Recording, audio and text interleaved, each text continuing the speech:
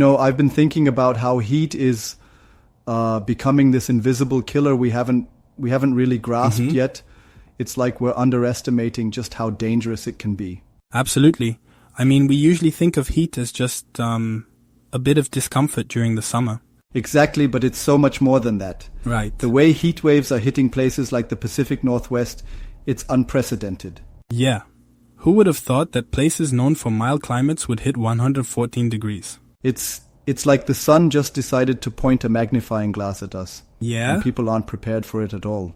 And it's not just about being uncomfortable, right? Exactly. It's life-threatening. Right.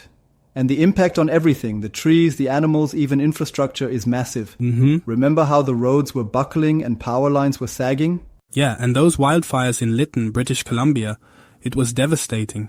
Absolutely tragic. The town reached 121 degrees and then it was just gone. Wiped out by fire fueled by the extreme heat. It's like we're not equipped to handle this new level of extreme heat. Exactly. And the thing is, heat doesn't announce itself. It's silent, invisible, and it strikes when we're least prepared. I think we underestimate heat because we can't see it coming like a storm or a flood. That's a great point. It's not like you can watch it approach on the horizon, it just envelops you. And it affects the most vulnerable people first.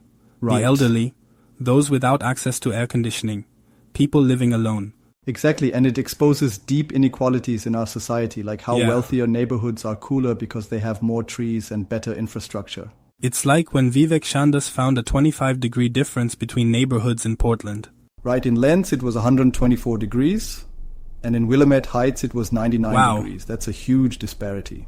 And it's not just in the US heat waves are affecting people globally, especially in areas that aren't prepared for such extremes. Yeah, and the way heat interacts with our bodies is really alarming. It can overwhelm our ability to cool ourselves down. Right. And once the body's mechanisms are overwhelmed, it can lead to heat stroke and even death. And the scary part is that by the time you realize you're in trouble, it's often too late. People become disoriented and can't make rational decisions.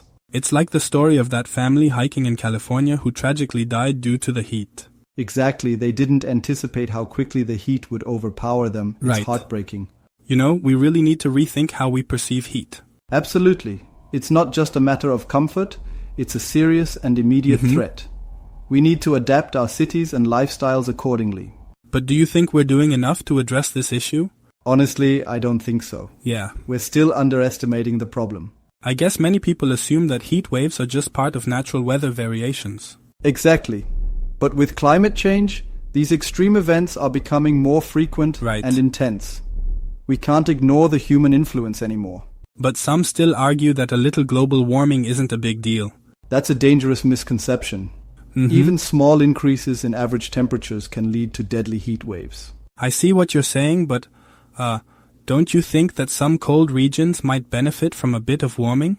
Well, it's tempting to think that way, but the reality is that the negatives far outweigh any perceived positives. Yeah. Heat waves, droughts, increased wildfires, it all adds up. I guess I hadn't considered the broader impacts. Exactly. It's a global issue that affects everyone, even if it seems beneficial in a limited context. Right. We need to look at the bigger picture. So what can we do to protect ourselves and our communities? Well, we need to invest in heat resilience. Plant more trees, create cooling centers, improve public health responses. And on a larger scale, tackle climate change by reducing emissions. Exactly. We have to address the root cause. Otherwise, these heat waves will only get worse. I hope we can mobilize enough action before it's too late. Me too. It's like we're at a crossroads, and the choices we make now will determine our future. Right. We can't afford to ignore the warning signs. Absolutely. It's time to take heat seriously. Definitely. The heat will kill you first. It's a stark reminder that we need to act now.